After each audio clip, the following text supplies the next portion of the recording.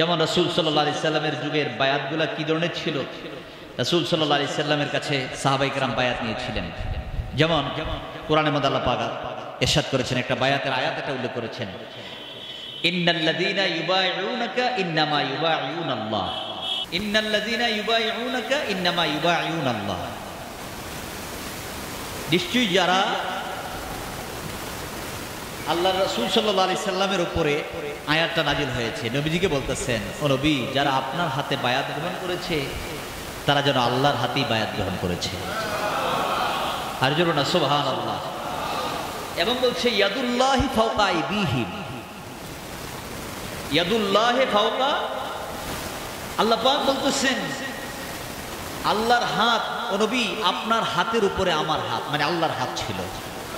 আপনার হাতে যারা বায়াত গ্রহণ করেছে তারা যেন আপনার হাতে নয়, আমার হাতেই বায়াত গ্রহণ করেছে। কার হাতে? এটার একটা ব্যাখ্যা আছে। নবীজি যখন মক্কা ছেড়ে মদিনায় গেলেন, কোথায় গেছেন? মদিনায় যাওয়ার পরে অনেকেই ইসলাম ধর্ম গ্রহণ করার কারণে আব্বা আম্মা ভাই বোন ছেলে মেয়ে পরিবার পরিজন বংশধর পাড়া প্রতিবেশী, শুধু পাড়া প্রতিবেশী না, একদম দেশ ছেড়ে তাদের অত্যাচারে আল্লাহ রাসূল সাল্লাল্লাহু আলাইহি সাল্লামের সঙ্গে অনেকেই, নবীজির সঙ্গে তো হযরত আবু বকর ছিলেন, এরপর আস্তে আস্তে করে করে হিজরত করে করে তারা মদিনায় চলে গেলেন। অনেক সাহাবী মক্কা ছেড়ে কোথায় চলে গেছেন? মদিনায় চলে গেছেন। এখন মদিনায় যাওয়ার পরে কিছুদিন পরে মক্কার সাহাবী যারা হিজরত করে গেছেন তাদেরকে মুহাজির সাহাবী বলা হয়। তাদেরকে কি সাহাবী? মুহাজির। আর মক্কায় যারা তাদেরকে আশ্রয় দিয়েছিলেন তাদেরকে বলা হয় আনসার সাহাবী, সাহায্যকারী। তারা তাদেরকে সাহায্য করেছেন। এখন এই মুহাজির সাহাবীগুলা নবীজিকে বললেন, হুজুর চলেন আমরা মক্কায় যাই, আল্লাহর ঘরটা তওয়াফ করে আসি। এইভাবে অনেকদিন বলার পরে নবীজি ষষ্ঠ অথবা সপ্তম হিজরিতে নবীজি কিছু সাহাবী নিয়ে, কেউ কেউ বলছেন 1400 সাহাবী, কেউ বলছেন 1000 সাহাবী, মাশহুর মত হলো 1000 সাহাবী নিয়ে নবীজি রওনা করলেন। কোথায়? মক্কায়। তো মক্কায় যখন রওনা করলেন, হুদাইবিয়া নামক জায়গা মদিনা থেকে একটু দূরে আর মক্কা থেকে অনেক দূরে, হুদাইবিয়া নামক জায়গায় নবীজি তাবু পেতে তারা অবস্থান করলেন। অবস্থান করে হযরত উসমান রাদিয়াল্লাহু তাআলা আনহুকে মক্কায় পাঠাইলেন। এটা পরামর্শ করে নবীজি বললেন, আমরা যদি হুট করে এখনো ঢুকি তাহলে মক্কার লোকেরা বলবে আমাদের সাথে মনে হয় যুদ্ধ করবে, অথবা আমাদেরকে মারবে, অথবা আমাদের সাথে একটা বিশৃঙ্খলা করার জন্য তারা আসছেন দল বেঁধে।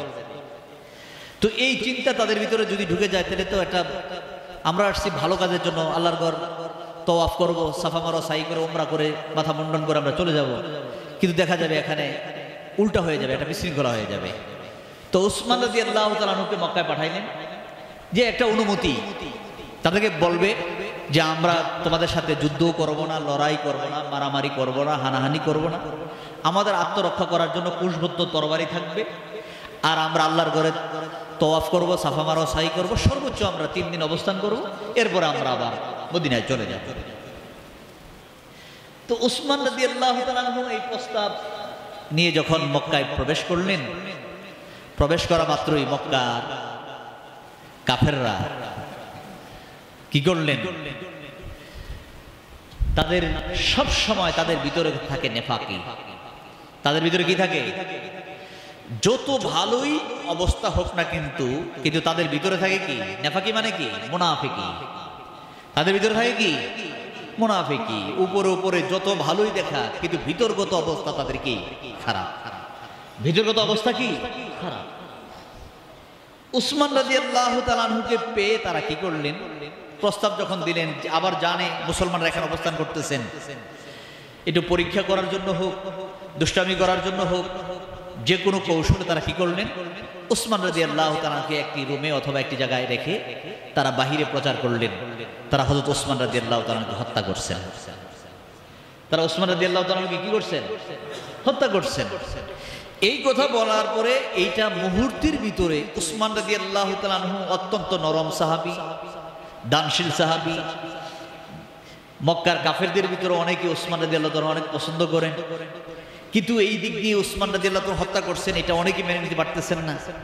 এই আওয়াজটা মুহূর্তের ভিতরে মক্কার গলি থেকে যাইতে যাইতে হুদাইবিয়া নামক জায়গায়, যেখানে নবীজি সাহাবাই কেরামদেরকে নিয়ে অবস্থান করতেছেন, ওই জায়গা পর্যন্ত তারাই খবরটা পৌঁছায় দিলেন। যেই মাত্র খবরটা গেল, নবীজি চুপ করে আছেন, সাহাবীরা একজন একজনের দিকে তাকাচ্ছেন। তাকে এক পর্যায়ে এমন হয়ে গেল, নবীজির কাছে এসে একজন একজন করে দাঁড়িয়ে দাঁড়িয়ে বলতে আরম্ভ করলেন, হুজুর কি করা যায়, কি করতে পারবো? এক পর্যায়ে গিয়ে তারা হাতের উপর হাত রেখে নবীজির সঙ্গে ওয়াদা করতে আরম্ভ, হুজুর আমরা বায়াত ওয়াদাবদ্ধ হলাম, আপনার হাতে হাত রেখে আমরা বায়াত নিলাম, এই কথার উপরে তারা যদি সত্যি উসমান রাদিয়াল্লাহু আনহু হত্যা করে এর বদলা না নিয়ে আমরা এই মক্কার জমিন ছাড়ব না। এটা কি সহজ কথা নাকি? অত্যন্ত কঠিন না? যে আমরা উসমান রাদিয়াল্লাহু তাআলাকে পাঠাইলাম ভালোর জন্য, এই কাজটা তারা কেন করলো? এর বদলা না নিয়ে আমরা কি করব না? এই জমিন ছাড়ব না। এই তারা যে এটার উপর একটা বায়াত নিলেন, নবীজির হাতে হাত রেখে যে অন্যায়ের বিরুদ্ধে যে বায়াত নিলেন, এই বায়াতের উপর আল্লাহ পাক এই আয়াতটা নাযিল করে দিয়েছেন। ও নবী, তারা যে আপনার হাতে হাত থেকে বায়াত গ্রহণ করেছে, আপনার হাতে বায়াত নেয় নাই, তারা যেন স্বয়ং আমি আল্লাহর হাতে বায়াত নিয়েছে।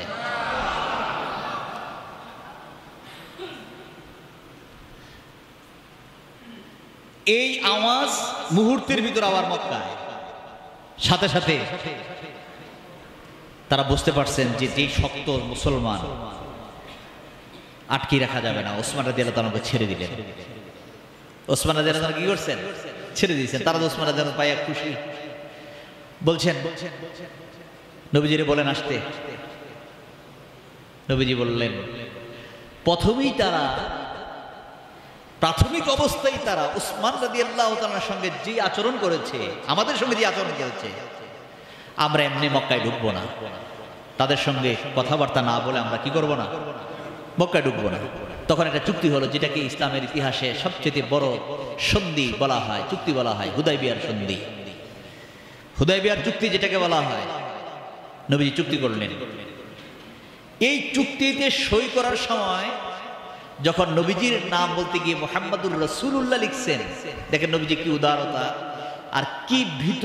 আল্লাহ রাসূল সাল্লাল্লাহু আলাইহি সাল্লাম কত দিকে খেয়াল করে কাজ করেছেন। জোড়া সুবহানাল্লাহ। আল্লাহ পাক নবীকে জ্ঞানের কত অসারতা দান করেছেন, যেটার সঙ্গে পৃথিবীর কোনো জ্ঞানীর কোনো তুলনা হইতে পারে না। আলী রাদিয়াল্লাহু তাআলা ডাক দিয়ে বলছেন, মক্কার কাফেররা তো আমাকে আব্দুল্লাহর ছেলে মুহাম্মদ মানে, কিন্তু রাসূলুল্লাহ তো মানে না। আমাকে কি মানে না? আব্দুল্লাহর ছেলে মুহাম্মদ স্বাভাবিক, এটা মানতে রাজি, কিন্তু মুহাম্মাদুর রাসূলুল্লাহ এই জায়গার মধ্যে ডিস্টার্ব। তুমি তো চুক্তির মধ্যে মুহাম্মাদুর রাসূলুল্লাহ লেখছো, তারা তো বলবে আমরা এটাতে সই করবো না। কাইটা লেখা তো মুহাম্মদ ইবনে আব্দুল্লাহ, আমার নাম আব্দুল্লাহর ছেলে মুহাম্মদ এই চুক্তির মধ্যে সই করছেন। ইয়া রাসূলুল্লাহ, আমি কাটতে পারবো না, আমি রাসূলুল্লাহ কাটবো, এই কাজ আমার দ্বারা সম্ভব না, আপনি কাটেন নিজে। নবীজি নিজে কেটে মুহাম্মদ ইবনে আব্দুল্লাহ লিখে দিলেন। সুবহানাল্লাহ। যেই মাত্র নবীজি কেটে সই করলেন, সাথে সাথে আল্লাহ পাক আয়াত নাযিল করে দিলেন, ইন্না ফাতাহনা লাকা ফাতহাম মুবিনা। সূরা ফাতহার আয়াত নাযিল করে সূরা নাযিল করে দিলেন, ও নবী, আপনার অসারতা, আপনার উদারতা আমি আল্লাহ এত খুশি হয়ে গেছি, আমি আপনাকে একটা প্রকাশ্য বিজয় দিয়ে দিলাম। প্রকাশ্য কি দিছি? বিজয়। নবীজি কি বললেন যে ঠিক আছে চুক্তি হয়েছে, এই চুক্তি থাকবে, বলবৎ থাকবে 3 বছর। কয় বছর? এই চুক্তি থাকবে 3 বছর। নবীজি চলে গেলেন মক্কা থেকে, কয় এই বছর হজ উমরা করবো না, চলো মদিনা চলে যায়, পরে নবীজি যখন পরে আসলেন চুক্তি অনুযায়ী, আল্লাহ যে বললেন প্রকাশ্য বিজয়, সাহাবীরা বললেন হুজুর কি বিজয়? তা আসতেছে, অপেক্ষা করো। নবী মক্কায় ঢুকলেন, ঢোকা মাত্র দেখা গেল যুদ্ধ ছাড়া, ঝগড়া ছাড়া, মারামারি ছাড়া, কাটাকাটি ছাড়া, হানাহানি ছাড়া আল্লাহ পাক নবীজি প্রবেশ করা মাত্র পুরা মক্কাটাকে ইসলামের জন্য আল্লাহ বিজয় দান করে দিয়ে দিয়েছেন। মক্কা বিজয় হয়ে গেছে। মক্কা কি হয়ে গেছে? দলে দলে মানুষ কালিমা পড়ে মুসলমান হয়ে গেলেন। তারা চুক্তির মধ্যে সই করলেন। দেখেন তারা কেমন কাফেররা। হুজুর আপনি যদি মক্কায় ঢুকেন সাহাবায়ে কেরামদেরকে নিয়ে, তাহলে আপনার দলের লোকজন যদি মক্কায় ঢুকে, তার আপনজন বংশধর দেখে যদি আপনার সাইডে যদি আপনার দলে আইসা পড়ে, আপনি ফেরত চাইলে আমরা ফেরত দেবো না। নবীজি কয় আমি রাজি। কারণ ইমানের স্বাদ, ইমানের লাজ্জাত বুখারী মুসলিম শরীফ হাদিসের মধ্যে আছে, ইমানের স্বাদ যদি কার অন্তর ঢুকে যায়, তাকে যদি আগুনের মধ্যেও ফেলে দেয়, ওইটাকে সে পছন্দ করবে, তারপর ইমান ছাড়বে না। আর জোর না সুবহানাল্লাহ। এখন এরা তো জানে না ইমানের কি মজা, ইমানের কি স্বাদ এরা তো পায় নাই। নবীজি বলছেন আমি রাজি, জানি আমার একটা সাহাবী তুমি নিতে পারবা না, আমি রাজি। এরপরে বলতেছেন যদি আপনার আচরণ, আপনার সাহাবায়ে কেরামদের ব্যবহার দেখে আমাদের মধ্য থেকে কেউ যদি আপনার দলে চলে যায় আর আমরা যদি ফেরত চাই, আপনি ফেরত দিয়ে দিবেন। নবীজি বলছেন এটাও আমি রাজি। কেন রাজি? নবীজি জানেন তো যখন সে আমাদের দলে এসে কালমা পড়বেন, ফেরত চাইলে লাভ হবে কি? ফেরত দর যাইবে না। যায়েদ রাদিয়াল্লাহু তাআলার ইতিহাসে আছে, ফেরত চাইছেন, দুনিয়ার সব দিবে, বলছেন না আমি নবীর দরবার ছাড়বো না। আর জোর না সুবহানাল্লাহ। ওমর রাদিয়াল্লাহু তাআলা সাহাবীরা বলতেছেন হুজুর আপনি প্রতিটি কথা দিয়ে কাফেরদের পক্ষে, চুক্তির মধ্যে সমস্ত চুক্তি দিয়ে কাফেরদের পক্ষে বোঝা যাচ্ছে। নবীজি যেই মাত্র সই করলেন, আল্লাহ ডাক দিয়ে বলছেন না, এই চুক্তির ভিতরে মুসলমানদের বিজয়, এমন বিজয়। নবী যখন মক্কায় ঢুকছেন সাহাবায়ে কেরামদেরকে নিয়ে, একজন দুইজন না, 10,000 যারা মক্কা চালায়, লিডার পার্সন যারা, নেতৃত্ব দেনওয়ালা যারা, প্রবেশ করা মাত্র 10,000 লোক একসময় নবীজির হাতে হাত দিয়ে কালিমা পড়ে মুসলমান। তারা কি হয়ে গেছেন? মুসলমান হয়ে গেছেন। আর যাদের কপালে হেদায়েত নাই, এরা খালি পলাইতেছেন।